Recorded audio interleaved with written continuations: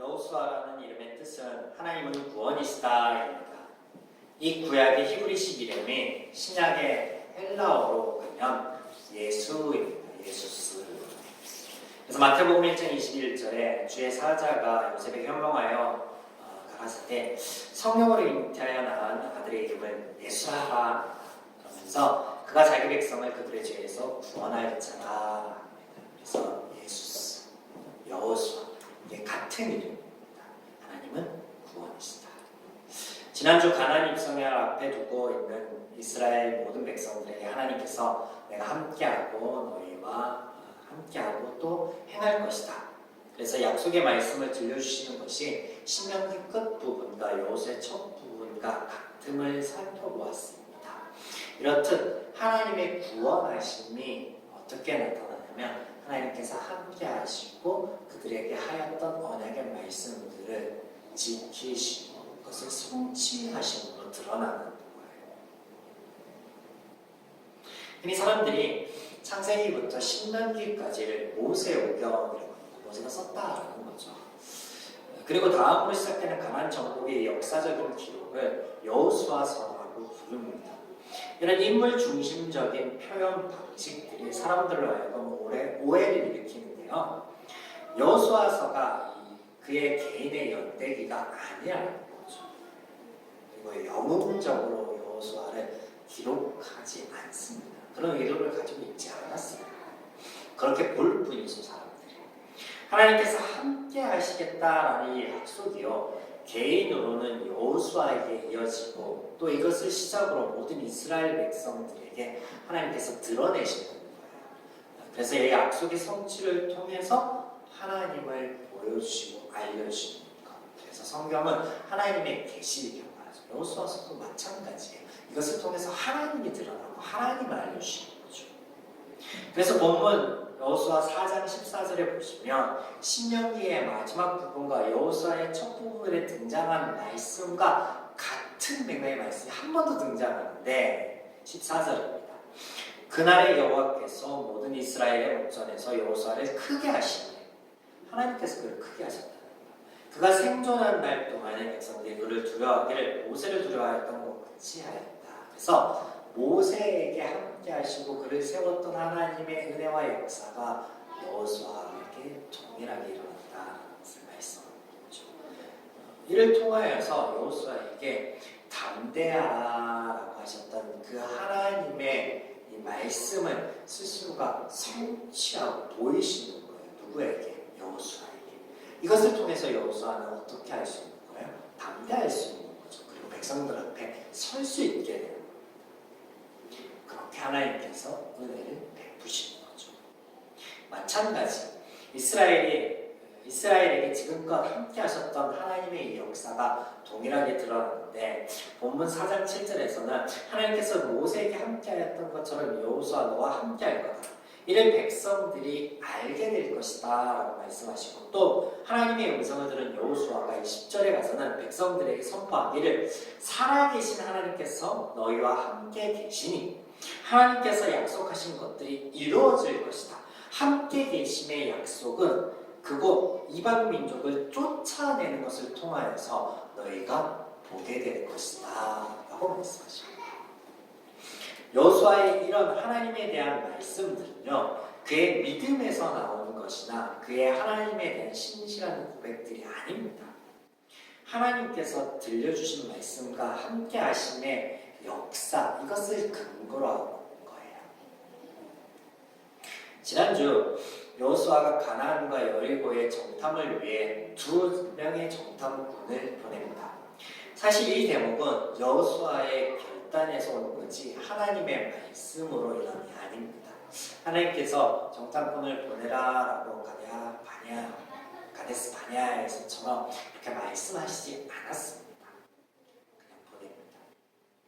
왜냐면 하나님께서 그에게 담대하라, 염려하지 말라 하셨지만 여전히 그 안에 남아있는 불안함이 확인하고 싶은 것이 있는 거예요. 그래서 보내는데 그렇게 해서 보냈을 때 하나님께서 기생 라합의 입을 통하여서 당신께서 하실 일들을 들려주십니다. 그래서 앞에 앞에서 여호수아의 백성들 앞에 크게 하시고 그들을 세운 것과 같이 이스라엘 백성들을 위로하시는 거예요.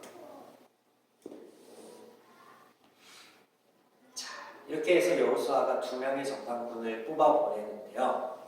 전에는 모세가 12명을 뽑아보냈는데 여호수아는 왜 2명일까요? 그의 경험대로.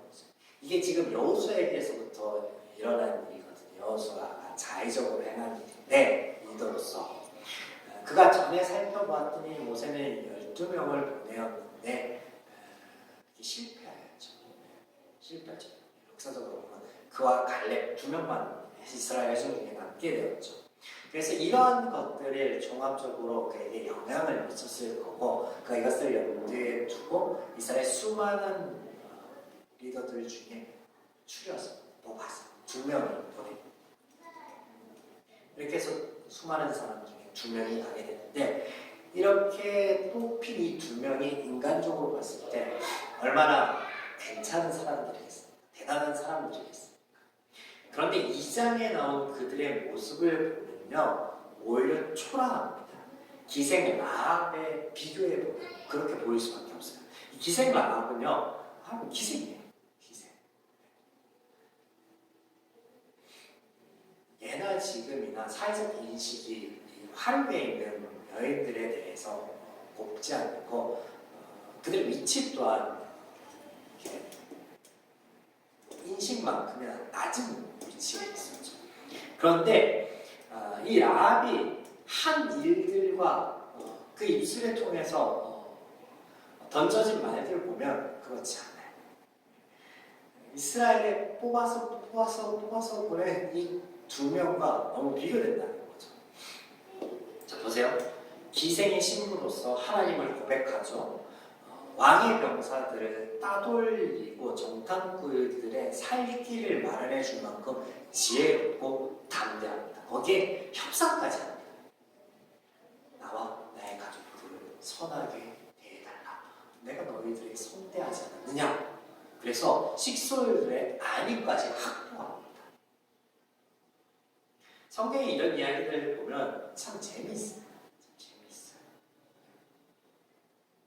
여호수아가 원했던 것은 이루어졌습니다. 하나님의 역사 중에서 이루어졌지만 그가 인간적으로 어떻게 그 마련하고 갖추었던 것들은요 실상은 별 쓸모가 없습니다. 왜냐면 그들이 가서 정탐을 하고 뭔가를 하고 그랬던 게 전혀 없어요. 그냥 갔다가 한 명 라합 만나고 도망쳐온 밖에 없습니다.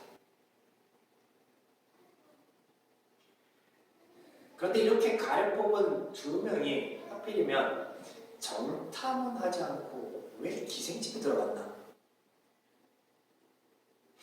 그러면 이 부분에 대해서 생각해 보신 적이 있나요? 그렇게 가려서 뽑은 대단한 인물들이 왜 하필이면 기생집에 놀러 갔나? 그럴 수 있잖아요. 설명이 필요합니다. 설명이 필요한데 이 기생이라는 것이요. 이 기생이라는 게 우리가 떠올리는 조선시대 이제 화류의 여인인데 이게 맞는데 그런데 이 라합이 있던 위치가요. 단순히 술만 파는 것이 아니라 조선시대 주막의 주모충으로 생각하면 될 것 같습니다. 그래서 이 여리고라는 것이요, 그 가나안 초입에 지금도 뭐 제리코라고 그 도시가 남아 있는데 그 저지대에 위치하고 있어요. 상대적으로 가나안 중심지인 예루살렘은요 고지대에 있습니다. 그래서 이곳에서 쉬지 않으면 그 고지대로 올라가는 여정이 힘들 수밖에 없어요. 그래서 많은 사람들이 가나안 초입에 와서 이 여리고 그리고 여기에 이제 주막에서 쉬었다가 가는 거죠. 그래서 이들도 요단을 건너서 잘배 두고 와서 여기서 잠깐 쉬고 또 여러 가지 정보들을 좀 얻고자 여기 머물렀다가 가려고 하는 거죠. 그렇습니다. 정보가 많이 도는 곳이기도 하죠. 조선시대 주막 생각하면 그렇잖아요. 상인들이 왔다 갔다 하면서 모여서 또 선배들이 왔다 갔다 하면서 모여서 그곳에서 타 지역의 소식들을 나누고 뭐 가는 길의 정황이나 상황들이나 뭐 이런 것들 나누고 여러 가지 이야기들 나누잖아요. 그런 거예요. 그래서 그렇게 가려 뽑은 이들이 그곳에 머물렀는데 그게 다예요. 그 다음에 돌아옵니다. 기생 마음만 만나. 하나님께서 여호수아가 이스라엘이 무엇이 염려되는지 아셨기에 그것에서 기생을 마음만을 만나게 하시고 그들에게 하나님의 약속에 성취될 것을 확신시켜 주십니다. 이 일수는 이스라엘이 힘을 얻어 요단을 건너려고 합니다.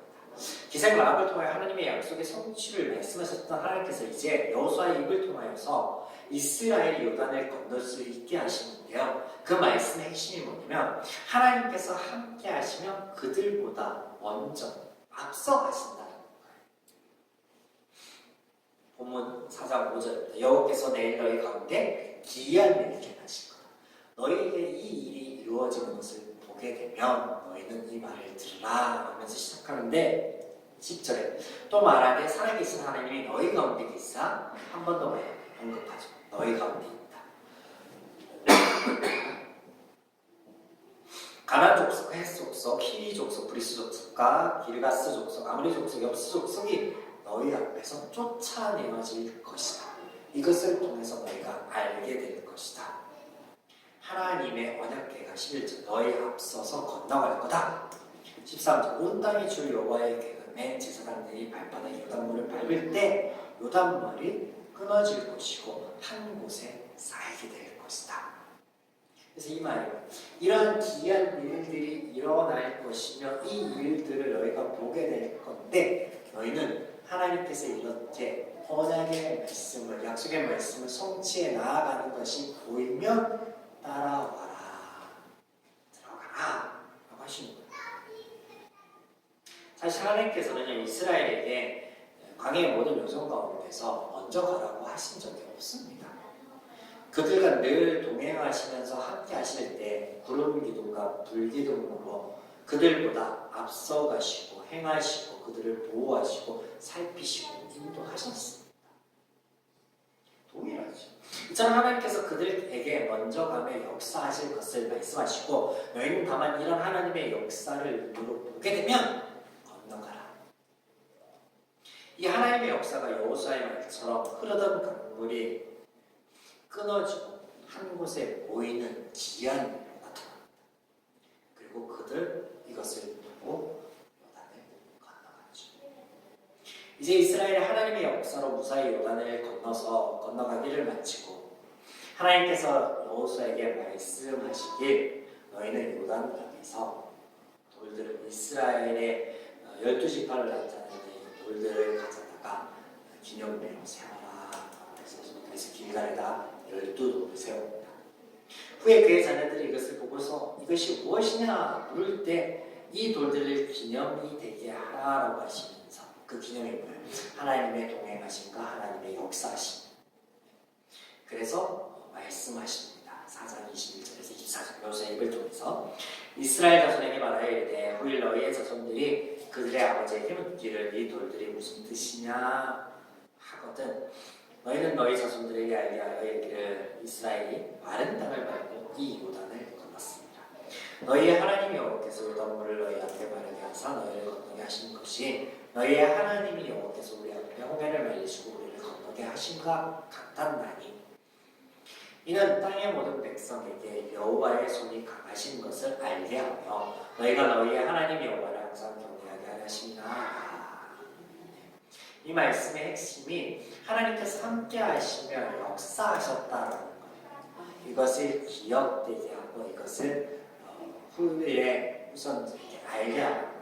그런데 이 말씀들 중에 24절에 보면 이런 단어가 눈에 들어옵니다. 경외하게 하라 하시니라. 여기 이 단어는요 히브리어 기본형 동사로 두 가지 의미를 갖는데요. 첫 번째는 자신의 힘으로 어찌할 수 없는 놀라운 현상에 대한 감정적인 반응의 표현으로 하나님과 인격적인 관계가 성립되어지지 않을 때, 않는 상태일 때 막연한 두려움이 나타납니다. 첫 번째 두려움.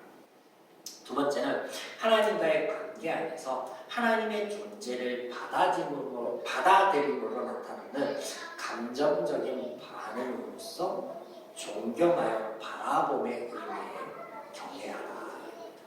그래서 두려움과 경외함 두 가지 뜻을 갖는데 하나님께서 이런 단어를 사용하신 것 자체가 무척 재미있습니다. 재미있는 거예요. 자, 5장 1절을 보시겠습니다. 여장 서쪽의 아모리 사람들과 모도함들 해변에 가난 사람들이 여호와께서 요단물을 이스라엘 자손 앞에서 말리시고 건너게 하셨음을 듣고 마음이 놀랐고 이스라엘 자손들 때문에 정신을 잃었더라. 자, 이스라엘이 요단을 건넌 이야기들을 들은 사람들의 반응이에요.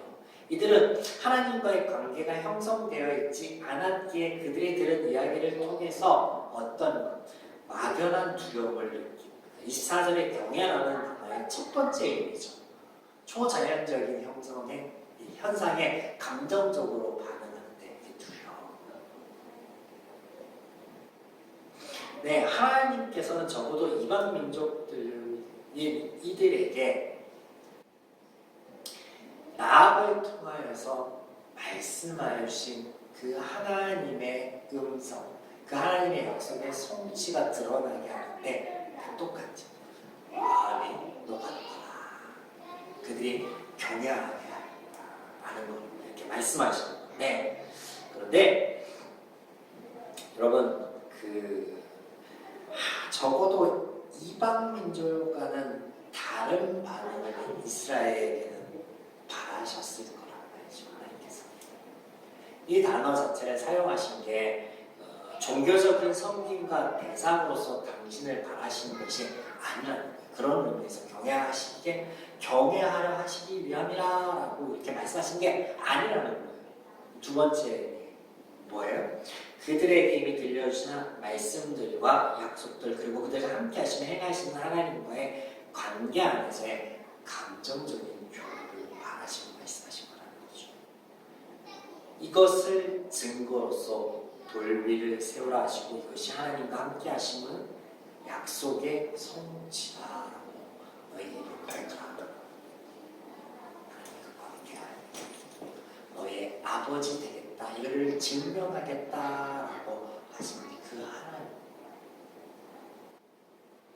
그래서 이방 민족들은 하나님의 함께 하심과 역사하심을 통하여서 그들의 감담이 서늘하여지겠지만 녹아지겠지만 반대로 이스라엘은 그것을 통해서 하나님이 과연 우리의 여호와시구나 우리의 아버지시구나 하는 걸 바라신다라는 거죠. 하나님께서 이스라엘에게 가나안에 들어가라 하시니 그들이 이루어야 할 과업이 결코 아닙니다. 여호수아를 역사적 측면에서 가나안 정복기라 하는데 사실 이 표현도 틀린 겁니다. 정복하는 이가 아니라 하나님의 약속의 성취로 그들이 복을 얻는 거예요. 하나님의 은혜입니다. 하나님께서 이스라엘과 함께 하시며 행하시겠다고 하신 그 말씀을 그들의 삶 가운데 이루시며 이를 경험으로 하나님의 알게 하시고 보게 하시는 것, 이게 여호수아입니다. 오늘 우리의 발걸음도 이와 같습니다. 하나님께서는 성도들을 위험에 몰아넣고 지켜보시기를 시험하시기를 즐겨하시는 분이 아니십니다. 또한 이러한 것들을 통하여서 복을 주시는 분이 결코 아닙니다. 이러한 공식은요 은혜가 아닌 보상으로서 다른 종교 안에도 즐비합니다. 고린도전서 10장 13절 말씀이에요. 사람이 감당할 시험 밖에는 너희가 당한 것이 없나니 오직 하나님은 미쁘사 너희가 감당하지 못할 시험 당함을 허락지 아니하시고 시험 당할 줄은 또한 피할 길을 내사 너희로 능히 감당하게 하시느니라. 이 말씀은요 하나님께서 사람들을 시험하시겠다라고 하는 말씀이 아닙니다. 바울이 고린도 교회에 이 말씀을 말하면서 우상 숭배에 대한 말씀을 들려주시기 위한 건데 이 13절 말씀을 전후로 보면 광야에서의 이스라엘의 모습들이 등장합니다. 하나님의 말씀을 어기고 우상을 섬겼던 이야기들이 등장하는데 우리가 지난 강해들을 통하여서 알고 있듯이 출애굽의 여정 가운데 이스라엘이 광야에서 겪게 되는 일들은요, 하나님의 시험이 결코 아니었습니다. 뭐였습니까? 그들이 죄인이기에 하나님의 말씀을 듣지 않고 죄를 짓게 되는 거고, 그래서 아픔과 고통이 찾아오는 거예요. 그리고 그런 그들을 하나님께서 구원하시는데 그들의 상태를 아시기에 그들의 상처를 치유하고 회복하시며 말씀하여 주시는 거예요. 이것을 가지고 바울이 우상숭배에 대해 말씀하신다는 거예요. 이번에 하나님께서 이 말씀을 오늘 교회와 성도들에게 하심은 어떤 의미냐면요, 바울의 고백처럼 내 삶이요, 하나님의 성령의 법과 죄의 법과의 충돌 안에 있기 때문에 그렇습니다. 이것 자체가 너희에게 시험이다라고 하시는 거예요. 그런데 이 시험이요, 이 시험이 하나님께서 하나님의 뜻 안에서 이루어지게 하시겠다라는 약속의 말씀입니다. 그래서 우리가 하나님의 말씀을 듣고 결단하고 나가는 세상은요, 하나님의 법이 다스리지 않기에, 제 원리가 다스리는 곳이기에 우리에게, 성도들에게 시련과 아픔이 필연적으로 찾아올 수밖에 없어요. 하지만 낙심하지 마십시오. 세상의 법은 하나님의 법을 이기지 못합니다. 하나님을 이기지 못합니다. 우리는 이미 결과를 갖고 있지 않습니까? 하나님께서 이 싸움에서 우리 편에 서시겠다라고 약속하여 주시고, 우리에게 감당할 수 있는 힘을 주시겠다라고 약속하시고, 또한 감당하지 못하게 되거든 내가 너희들에게 그것을 피할 수 있게 하여 주시겠다라고 하시는 거예요. 그래서 하나님께서 나와 함께 하시며 행하십니다. 우리의 신앙 때문에요, 하나님의 그 말씀과 하나님 때문에요, 우리가 지치거나 힘들면 안 됩니다. 그들이 가나안에 들어가는 게, 요단이 건너는 게요, 그들의 과업이 아니었어요. 하나님의 은혜였고 하나님의 약속의 성취였고 하나님이 당신을 보여주시는 것이었어요. 그래서 오늘날 우리에게 하여 주시는 하나님의 말씀들과 그 말씀 안에서 겪는 우리의 이 신앙생활이요, 이 삶이요, 하나님 안에서 자유함과 평안함이어야 됩니다.